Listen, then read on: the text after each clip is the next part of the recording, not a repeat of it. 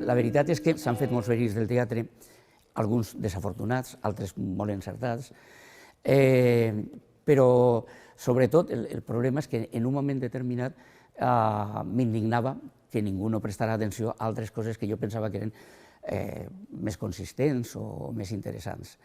Vaig mantindre una certa distància i una certa hostilitat i no estava molt content en que se feren muntatges perquè de vegades es feien destarifos amb el muntatge.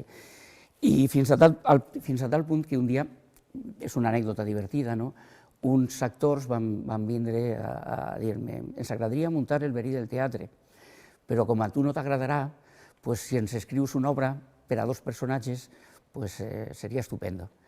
I aleshores vaig escriure Trio, que tractava d'uns actors que volien fer el verí del teatre, però l'autor no es deixava. M'ha servit per a, d'alguna manera, alliberar-me de fantasmes i reconciliar-me una miqueta amb el teatre, amb el verí del teatre. Però si això us ha de fer feliç, estic disposada a representar per a vos el personatge i el fragment de l'obra que m'encomaneu. Insistís, Gabriel, insistís.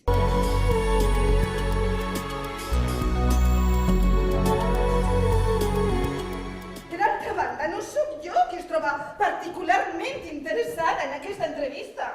La senyora Marquesa, ella mateixa. Sí, ella mateixa, la senyora Marquesa, m'ha demanat una cita. No ho sabia, sí. El l'entreacte de la funció d'ahir va enviar-me un missatge. Desitjaria parlar uns minuts amb la senyora Gabriel de Beaumont, comedianta. Però, amiga meva, una actriu del meu prestigi està sempre ocupada. Avui mateix havia de llegir algunes obres. Este teatre, antigament, era de la Casa dels Obrers. Mon pare formava part de la directiva. Tots els diumenges havia de fer la liquidació de les entrades venudes i això implicava que a la primera de les dues funcions que feien en el diumenge veníem tota la família, la meva mare per gust, jo no, però venia perquè no em quedava més remei i aleshores durant 3 o 4 anys vaig estar veient tots els diumenges una funció de teatre d'una heroica companyia, perquè cada setmana feien una funció nova, era gent que treballava, era gent que començava a assajar a les 7 de la vesprada i que gràcies a l'apuntador cada setmana feien una obra distinta. I jo me vaig veure pràcticament tot el teatre espanyol de final del segle XIX o de principis del segle XX.